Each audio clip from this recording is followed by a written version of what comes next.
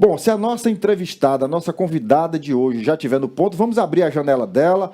Bom dia, meu bom dia aqui especial para a pré-candidata a deputada federal Cris Godoy. Tudo bem, querida? Bom dia, obrigada pelo convite. Bom dia aí todo mundo que acordou cedinho. Aqui em São Paulo, frio, aí deve estar melhor que aqui a temperatura. Tá, Obrigada. aqui dentro da Aqui no sala estúdio tá bem frio, viu? mas lá fora tá um calor gostoso, viu? Um calor gostoso.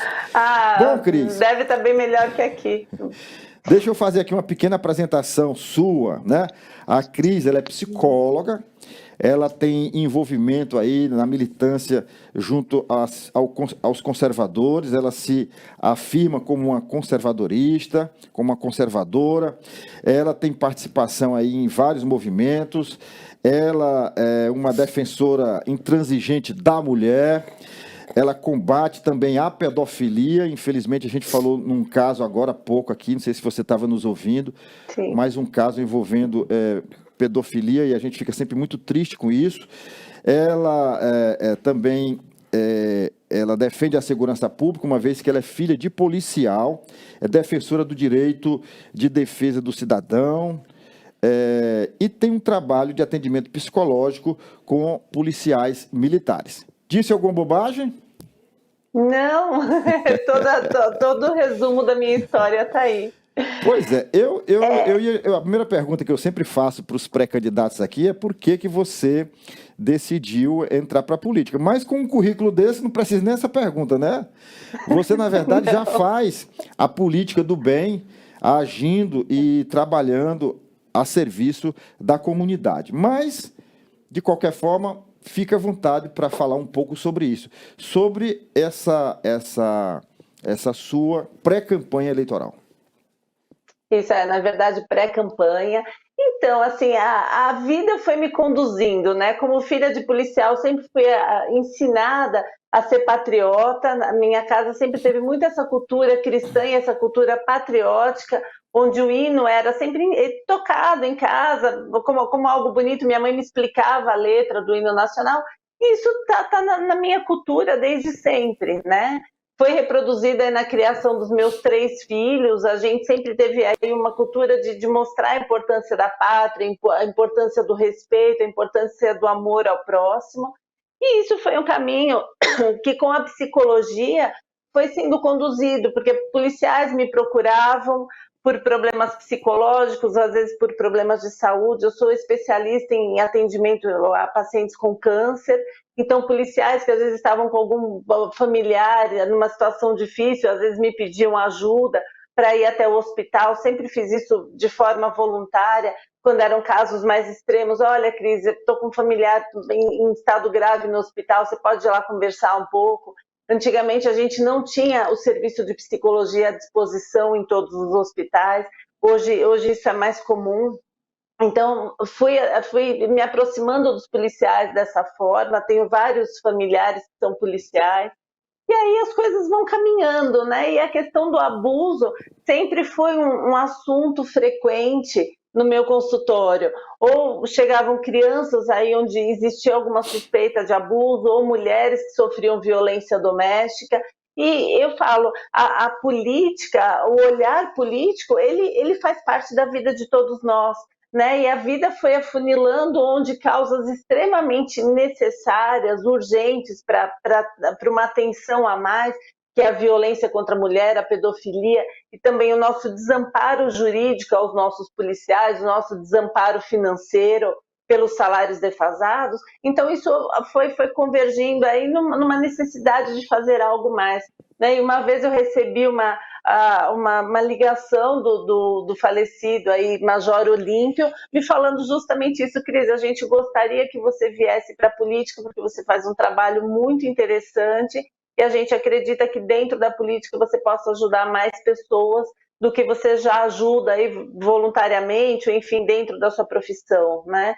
E foi isso, o caminho, eu falo, não foi construído para isso, mas acabou chegando Foi uma consequência, nesse né? âmbito É uma político. consequência, na Isso, verdade. exatamente, por consequência. Tá. Mas eu queria pegar essa sua deixa, você como filha de policial, você desenvolvendo esse trabalho junto à categoria dos policiais militares do estado de São Paulo. A polícia tem sido muito má avaliada, né, pela mídia. A população brasileira, de uma certa forma, fica influenciada. Mas esta semana, melhor dizendo, na semana passada eu mostrei aqui uma fotografia de um evento policial onde a gente via muitos policiais de São Paulo em cadeiras de roda. Vítimas exatamente desse confronto com bandidos, com facções criminosas. Muitas vezes a polícia leva a pior. Ou tomba, cai, morre, ou fica com sequelas, paraplégico, tetraplégico, enfim. Aqui no Piauí, eu não sei hoje exatamente, mas há uns 5 anos, eu particularmente fiz uma reportagem onde o índice de suicídio de policiais era uma coisa muito grande, muito alta. Eu queria a tua avaliação nisso. Por um lado, uma categoria que é obrigada a enfrentar a criminalidade, muitas vezes em desigualdade, porque nós sabemos que as facções criminosas usam armamentos de última geração, tem a favor deles, inclusive, em alguns lugares, a própria comunidade que os protegem em troca de proteção também. E temos uma categoria que é muito mal paga pelo Brasil afora, salvo aqui ou ali um estado ou outro. Mas, no geral, a polícia é muito mal paga. Nessa reportagem que eu fiz, teve o caso de um policial, o salário mínimo eu não recordo quanto era, mas ele pagava 2 pensões, estava na mão de agiotas, no final das contas ele ficava com R$50 para passar o mês. Esse foi um dos que deu cabo à própria vida. Então eu queria que você avaliasse a categoria que você trabalha, até porque você é filha de um policial também. O que mais pesa no policial em relação ao dia a dia, né? Quando ele procura a ajuda de um profissional, o que está incomodando? É o bolso? É esse conflito na hora de ter que enfrentar a criminalidade e muitas vezes não pode nem sequer agir com medo da corregedoria, com medo de uma punição, com medo disso, com medo daquilo. O que mais incomoda a categoria policial aí em São Paulo? Primeiro, ter sido enganado aí por um governador, que foi uma esperança para eles, que eles teriam o melhor salário do país, né? E aí se fecha esses 4 anos de governo com o pior salário do país. O que eles ganharam desse governo foi uma câmera de segurança acoplada ao peito para diminuir a letalidade, que a gente sabe que isso daí é só para diminuir a letalidade do ladrão, né? E o poder de reação. Puxa, o policial ele está ali endividado, às vezes é comprometido com a agiota, com casamento em risco, porque eles ficam dobrando o turno incessantemente, porque o salário é impossível viver com o salário de um policial. O salário base é baixíssimo, né? Em caso de um acidente, dele se tornar tetraplégico, ou dele ficar numa cama o resto da vida, o salário base não é possível viver, é um pouco mais de um salário mínimo, no caso de um soldado, né? E aí a gente olha e fala assim, é até difícil dizer o que leva eles a procurarem um psicólogo, porque na verdade eles têm todas as razões do mundo, vezes 10, para procurar um psicólogo, porque é o casamento que fica comprometido, é a distância dos filhos, porque eles trabalham incessantemente, eles emendam às vezes 24. Outro dia encontrei um amigo policial que me disse, Cris, eu estou há 36 horas sem dormir trabalhando. Como que a gente imagina que vai estar o psicológico desse cidadão? A mídia bombardeando negativamente, a comunidade que não respeita e muitas vezes recebe eles com pedras, com agressividade não só verbal como física também, a corregedoria que pela pressão da mídia e pela pressão do Estado, do governador, né, progressista, acaba também colocando a pressão sobre o policial e não sobre a criminalidade. Então a gente pensa, o suicídio às vezes vem como uma única alternativa. Eu conversei com um policial um tempo atrás, ele ganhava ali cerca de R$ 3.000, né? Não lembro direito o salário dele naquela época, com 3 filhos pequenos e com mais de R$ 100.000 de consignado. Como a gente se sentiria no lugar desse policial? Que sai de casa para defender uma família que não é dele, para defender umas situações onde, em geral, sobra para o policial o julgamento do peso do uso da força, né? Como que esse indivíduo vai se sentir sacrificando tudo que é sagrado na vida dele, inclusive a vida dele, e com zero reconhecimento? Então é muito triste, assim, eu já chorei muito com policiais de ver a situação, muitas vezes eles são levados imediatamente, é diferente de nós civis, que o crime é investigado antes da prisão, eles são presos para depois haver a investigação, e muitas vezes, depois de passar um período, 1 ano, 2 anos preso, no final do julgamento, descobrem que eles são inocentes. E quem ressarce eles disso? Né? Qual o custo do Estado para recuperar esses anos de vida perdido, esse dinheiro, essa estrutura familiar que muitas vezes é perdida nesse ambiente de cárcere privado, né? Então, assim, é uma série de coisas, é uma série de situações que a gente olha para o policial e fala, não dá, porque eles são a nossa última barreira antes do caos absoluto da sociedade. Então não dá para a gente tratar esses policiais com tamanho descaso, não dá para a gente tratar essas vidas com tamanho descaso. Né? A gente olha esses policiais e fala assim, puxa, o suicídio é uma medida desesperada, mas a gente não pode achar que isso é culpa deles. Isso é culpa de uma sociedade omissa, é culpa de um governo progressista que está há mais de 26 anos no estado de São Paulo, né, cada vez mais tornando impossível da polícia trabalhar, seja por salário, seja pela força da lei sobre os policiais, né? E como que ele consegue trabalhar numa sociedade que cada dia se torna mais bem armada no ponto de vista do crime, mais potente, né, no sentido de que a lei muitas vezes minimiza, inclusive o tráfico de drogas, minimiza o crime. Então, são situações que a gente olha e fala, puxa, é cruel, né? E se a gente pensar, quando morre um indivíduo do crime, a mídia, as manifestações falam da mãe do ladrão, coitadinha, a mãe do ladrão estava chorando, a esposa do ladrão, o filho do ladrão. E o policial, quem é que fala do familiar do policial quando ele é alvejado, né? Quando ele é morto em combate? Eu nunca ouvi uma reportagem mostrando a mãe do policial chorando, mostrando os filhos do policial desamparados. Como eu já fui em enterro de policial que estava ali com o filho recém-nascido, o filho não vai nem ter registro da vida ao lado desse pai, que é um herói, né, acima de tudo. Olha, Cris, nós temos aqui a nossa também entrevistadora Liamara Alencar, e eu queria saudar e dar um bom dia para o Barão, nosso amigo Renato Barão, que está aí, daqui a pouco também vai perguntar e tirar as dúvidas com você. Com a palavra, Liamara. Lia. Bom dia, Cris. Bom, eu quero parabenizar você pela iniciativa de fazer esse trabalho psicológico, de apoio psicológico aos policiais.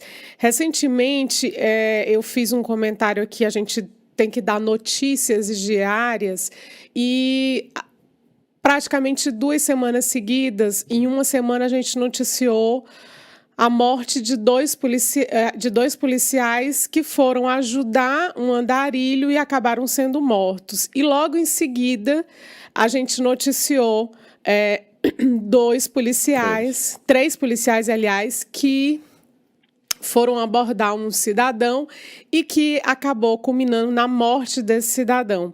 Os 2 casos são diferentes, mas a repercussão foi completamente exagerada, nem posso falar exagerada, mas a repercussão, as críticas, as cobranças foram muito diferentes para as duas situações, que também são diferentes, obviamente. Mas eu falava aqui que eu achava, como leiga, eu não trabalho com policiais como você, que já tem essa experiência de acompanhamento psicológico, mas eu falava assim, que eles vivem sobre tensão, né? A própria profissão deles já é uma profissão que requer estado de alerta o tempo inteiro, porque ele nunca sabe quando vai aparecer um bandido, ou ele tem que ficar olhando mínimos detalhes que, para nós leigos, passam despercebidos, mas alguns comportamentos são característicos de que a pessoa vai aprontar alguma, né? Que vai cometer algum crime ou que está fazendo alguma coisa errada. Esse olhar, o policial está acostumado a lidar. E aí, diante de uma situação de pressão, às vezes ele acaba agindo de uma forma exagerada, como foi o que aconteceu com esses 3 policiais que acabaram matando o cidadão. Mas eu queria que você, como psicóloga, explicasse um pouquinho, porque às vezes, como você bem falou, a mídia ataca muito os policiais. Então, quando eles erram, só precisa de uma balinha perdida que saiu da arma de um policial para se detonar com a carreira, com a estrutura, com a organização da polícia como um todo. E aí, as pessoas leigas que estão em casa, às vezes, são tomadas pela emoção e acabam caindo nessa conversa, esquecendo-se que por trás desse policial existe um ser humano que tem família, que vive sob pressão, que está com os boletos para pagar, que ganha mal, que não é reconhecido, que é atacado, criticado e que nada que ele faça é motivo de orgulho assim, nada, por mais que eles façam, nunca a sociedade está satisfeita, está sempre querendo mais, sempre cobrando. E aí eu queria que você, como psicóloga, falasse um pouquinho para a gente entender como é que é essa dinâmica, qual é a dificuldade que esses policiais enfrentam diariamente. Para a gente ter um pouquinho mais de solidariedade com eles, que eu acho que é importante. Exatamente.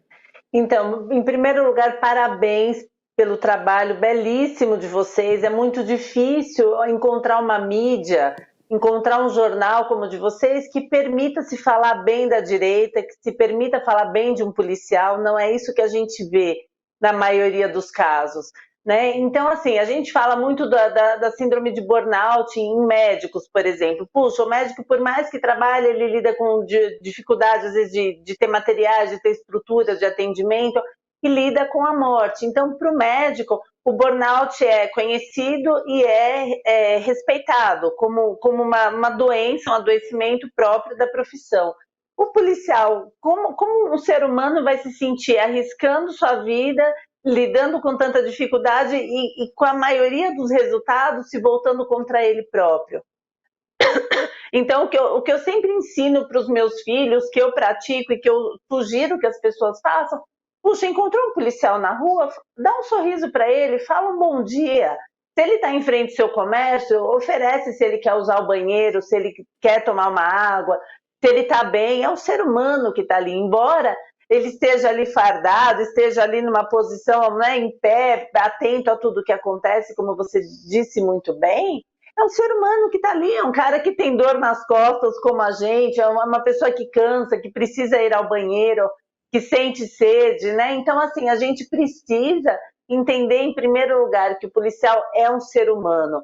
Em segundo lugar, hoje nós temos uma corporação em São Paulo, próximo de 100 mil homens, na ativa menos que isso, se não me engano, cerca de 80 mil homens e mulheres, né? Porque hoje em dia precisa especificar, mas assim, que eles ficam sobrecarregados a maior parte do tempo, eles ficam sob tensão. Eles, por exemplo, meu pai, tinha medo o tempo inteiro que algo de ruim me acontecesse, ou seja, o policial não é um ser humano como qualquer outro. Ele é um ser humano que ele fica o tempo inteiro alerta, com medo que aconteça algo para a família dele, que aconteça algo para ele, que aconteça algo no momento em que ele está entrando numa farmácia, que ele está entrando numa padaria com a família dele. Então, assim, é uma pessoa que está o tempo inteiro. Só que não se fala desse burnout, não se fala dessa sobrecarga emocional. Eu acredito, sinceramente, que uma das formas da gente minimizar essa dor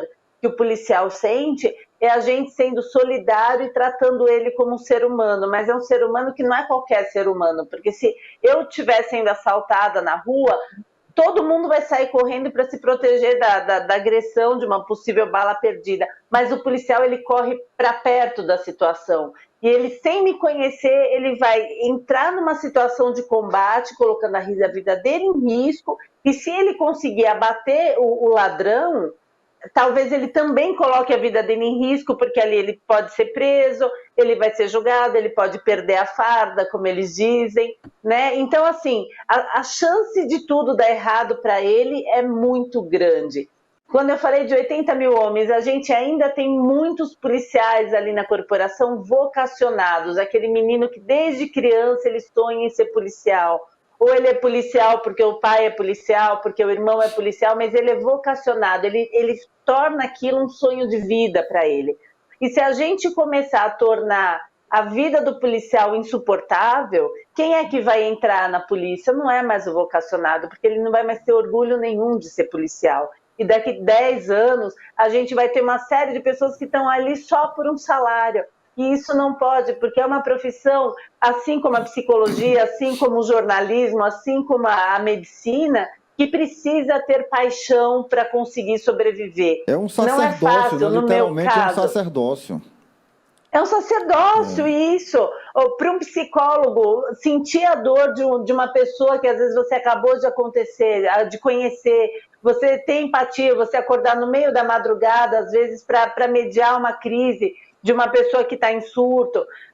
Para isso tem que ter paixão pela profissão. Não dá para fazer isso só pelo dinheiro, porque só pelo dinheiro são profissionais que desligam o seu telefone na sexta-feira e só vai responder na segunda-feira, né? Policial é a mesma coisa. Se ele trabalhar só pelo dinheiro, ele não vai, talvez, se ele for seu vizinho, largar a família dele no meio da madrugada para de pijama sair na rua para tentar te ajudar. Essa é a diferença entre o vocacionado, aquela pessoa que trabalha por amor à profissão, e aquele que está lá só pela profissão, que está lá só pelo salário, só para ter um emprego, ele não vai arriscar nada. E na hora que a gente precisar, isso vai fazer toda a diferença. Então, a gente precisa assim, ser solidário, reconhecer o papel desse profissional, e aí eu coloco não só os policiais militares, tá? A nossa Polícia Civil, a nossa Guarda Civil, nossa GCM, nossa Guarda Metropolitana, que faz um trabalho belíssimo e que nem consegue o status de policial, que são chamados de guardas, né?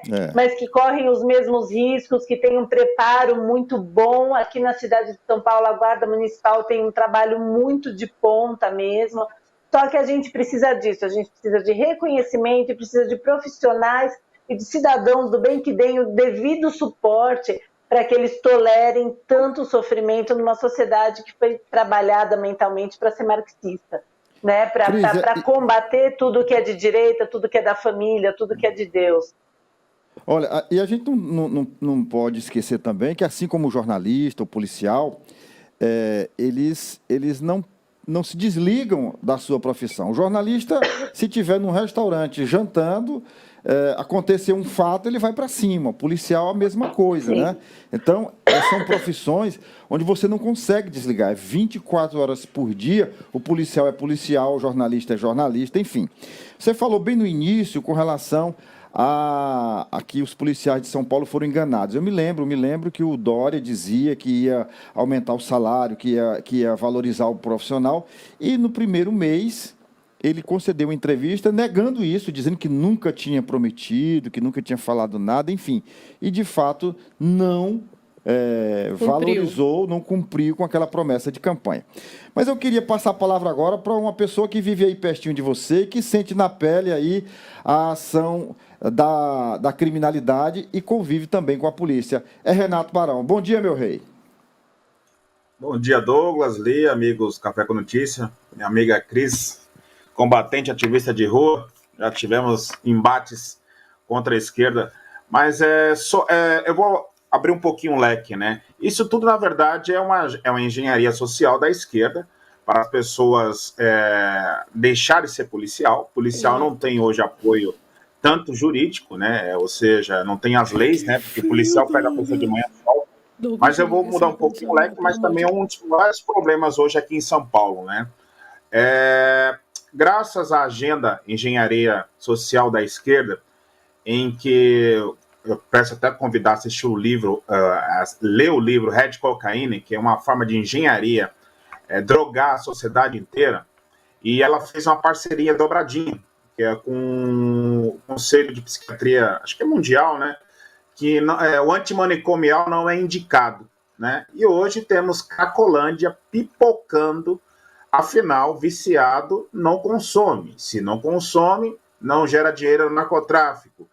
E agora aqui em São Paulo está tendo essa movimentação, porque é ano eleitoral, vai inaugurar o Hospital Pérola Baita, e eles precisam tirar as pessoas dali, né? Mas não resolver o problema, que é internar as pessoas compulsoriamente. Essa agenda da esquerda antimanicomial, ela começou quando e quem é que apoia tanto essa loucura aí, Cris? Então, Renato, bom dia, feliz por ter sido convidada aí, obrigada. Então, eu entrei no Mackenzie em 2000, tá? E isso daí só se falava nesse movimento antimanicomial. E na época eu não sabia que eu era de direita, ainda não era bem definido isso, né? A gente sabia que tinha valores conservadores, mas não sabia muito bem o que era direita e esquerda. Mas isso já me assustava, quando eu via uma sala inteira, às vezes defendendo aborto, às vezes defendendo drogas, às vezes falando que adorava atender na Fundação Casa, antiga FEBEM, né? E aí, quando eles falavam de lei antimanicomial, eu saía indignada das aulas, eu entrava em embate, eu falava, gente, como assim? A lei antimanicomial, quando você tem, às vezes, uma pessoa portadora até de um transtorno mesmo, uma esquizofrenia em surto, às vezes uma mãe idosa, que muitas vezes a gente vê notícias, que a mãe foi morta pelo filho, que estava em surto. Puxa, a pessoa, em alguns quadros psiquiátricos e no uso de droga, ela não tem domínio sobre os atos dela e nem sobre a percepção, né? Muitas vezes ela não sabe o que ela está fazendo e ela vê a mãe, se ela está em surto, vê o pai, vê o avô, a avó e mata, né? Então, eu sempre fiquei indignada, por que essa lei antimanicomial? Por que a gente não pode ter um suporte, não para ser como antigamente, onde você trancava os indivíduos que você não queria na família, às vezes nem eram portadores de nenhuma doença, mas deixavam trancados a vida inteira no manicômio. Não é disso que a gente está falando, o mundo evoluiu.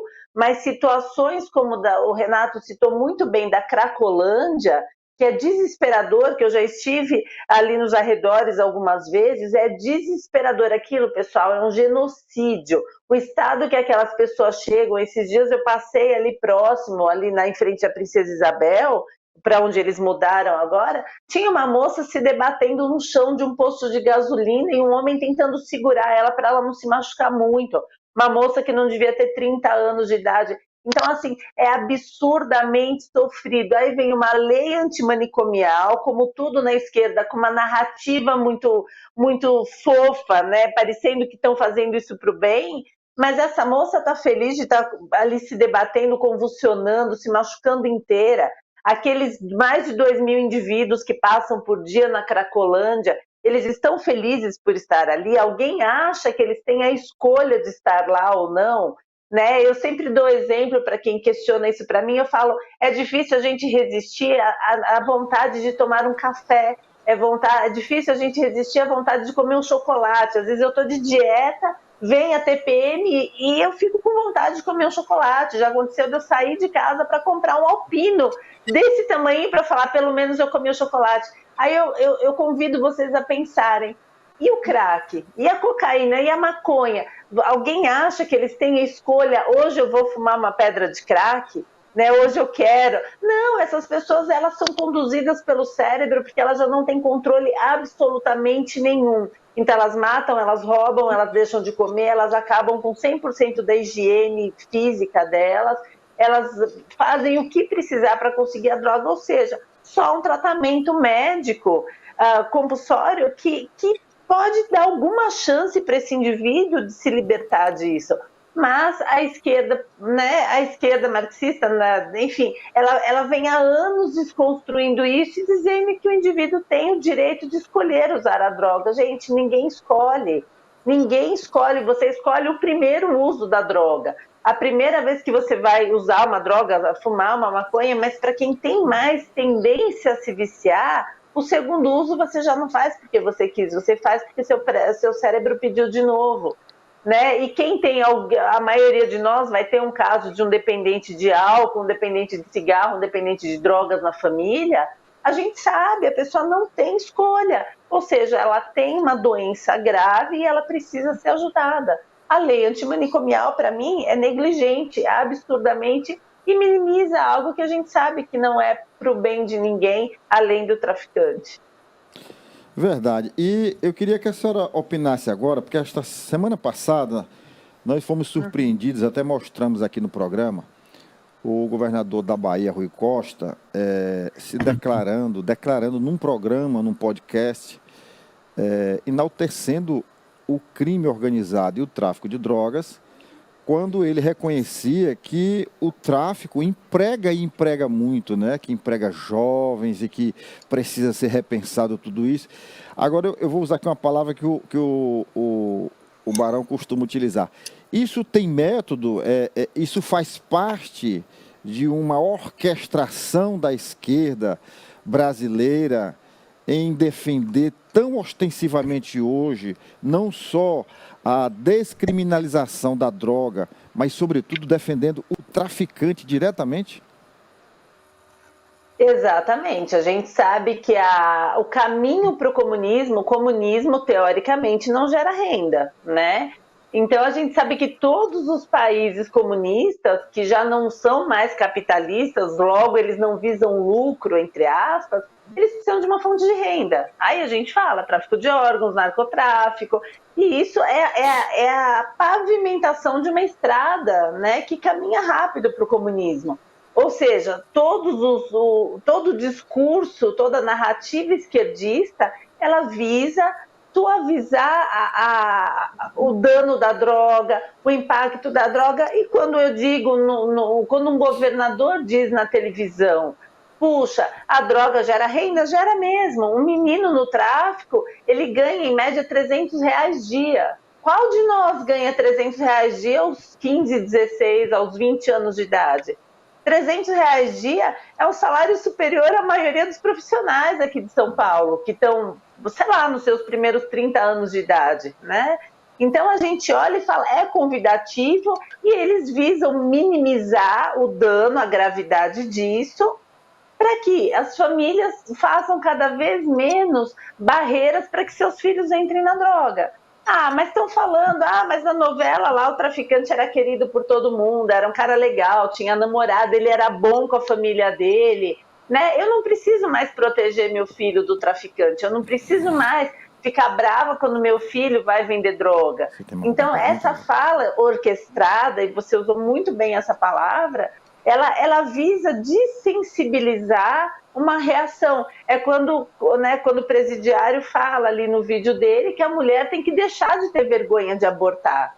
Gente, como assim? Né? Como assim? Vergonha de assassinar um filho que está sendo gerado no seu ventre. Um filho que tem uma vida independente, que dali alguns meses ele vai, né? Ele vai sair do seu ventre com 100% de capacidade de sobrevida, independente de você, mas que naquele momento que ele está sendo gerado, ele já é uma vida desde o primeiro momento, mas ele é uma vida que naquele momento você colocou ele ali dentro, ele precisa ainda do seu sangue, do seu batimento cardíaco, da sua temperatura, para que ele se desenvolva.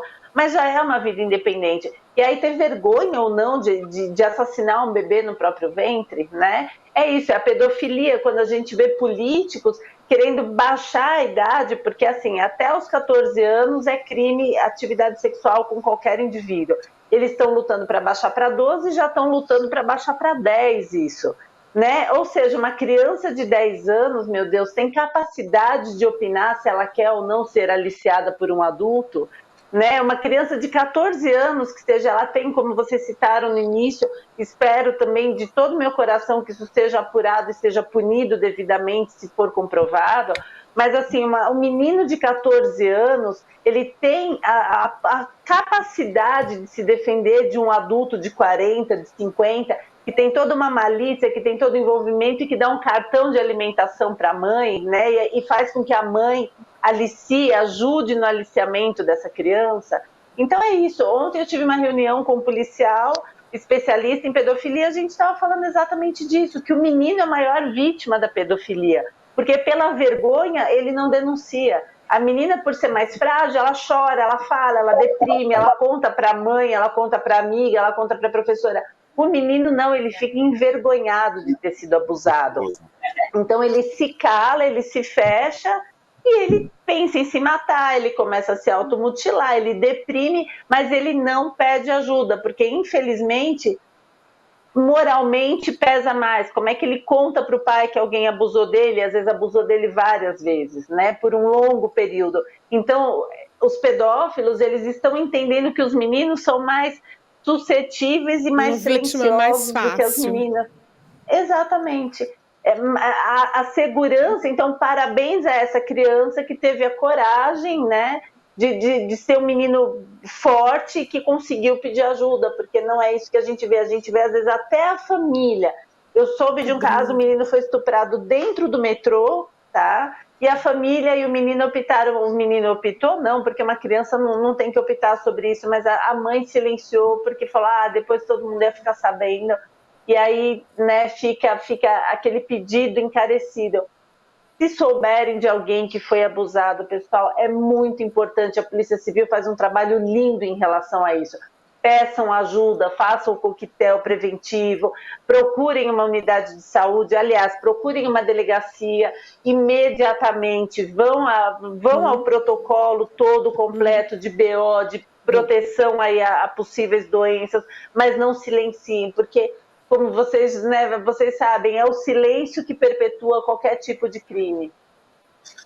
Nosso tempo está se exaurindo, Cris, mas vamos ter mais uma última pergunta e eu passo para a Lia. Lia.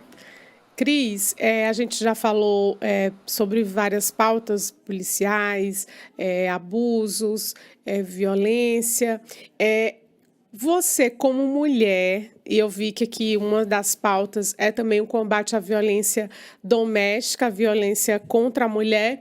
Eu queria que você falasse aqui para a audiência qual é a tua principal bandeira, o projeto, a ideia que você tem para ajudar a combater essa violência doméstica.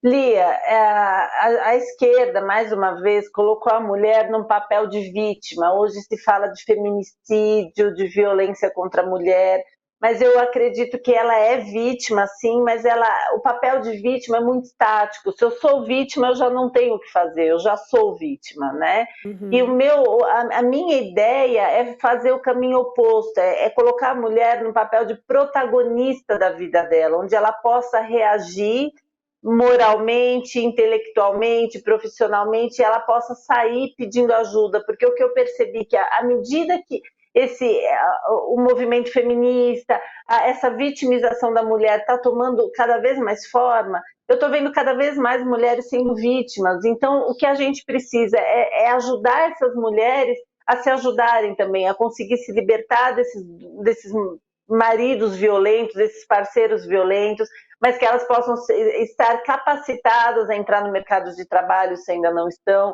que elas tenham uma estrutura para lidar com essas crianças que estão aí tão desamparadas quanto essas mães, que elas tenham estrutura psicológica e apoio psicológico para lidar com esse momento da separação que não é fácil, né? Então, a minha proposta é essa, que a gente possa colocar a mulher num papel um pouco mais fortalecido do que a gente tem hoje. Porque a vítima, ela acaba não conseguindo reagir. Ela fala, eu sou uma coitada, o que eu vou fazer sem esse homem? E a gente precisa mostrar para essa mulher que ela consegue sim viver sem esse agressor, que ela vai ter uma rede de amparo, que ela vai ter, que seja ali o pastor da igreja dela, a comunidade que ela frequenta, a família dela, os amigos dela, mas todas as opções são mais viáveis do que viver debaixo do mesmo teto de um homem violento e cruel. Então a gente precisa dar a essa mulher a condição psicológica, física e jurídica para se libertar. E aí ela deixa de ser vítima e assume o protagonismo, ela assume a condição de poder reconstruir a vida dela. Tá? Eu acho que basicamente é isso. Eu tenho visto a mulher num papel muito impotente. Eu não tenho o que fazer, eu não vivo sem ele. Não, ela tem que viver sem ele, porque sofre os pais dela, sofre os filhos, sofre os vizinhos. A rede inteira de apoio dela, uma hora, acaba desistindo, porque fala, não tem o que fazer. A gente tenta, a gente ajuda, mas ela fala que não tem jeito e volta. Então, a minha crença pessoal é que ela mais fortalecida, ela vai conseguir reagir e vai conseguir passar para um próximo estágio da vida dela. E se Deus quiser, descobrir que dá sim para ser feliz, dá sim para ser bem, assim, né, de bem com a vida, seja sozinha, seja com outro parceiro, até porque ficar solteira não é ruim, é muito melhor do que você estar com uma pessoa que te maltrata, ou reconstruir a vida com um parceiro bom, que a respeite. Eu acho que é basicamente isso. Olha, parabéns. Cris, a gente Obrigada. pensa que falar de polícia, que falar do bom trabalho da polícia não dá audiência, mas dá, viu? Queria parabenizar você, porque, Tem olha muitos só, fãs aí o no Carlos chat. Alberto Nalécio diz o seguinte: aqui no estado de São Paulo, o governador não permite que a polícia entrar em favelas. A ordem é, primeiro, o policial precisa perguntar para os bandidos se ele pode revistar. E ele disse que considera isso um absurdo.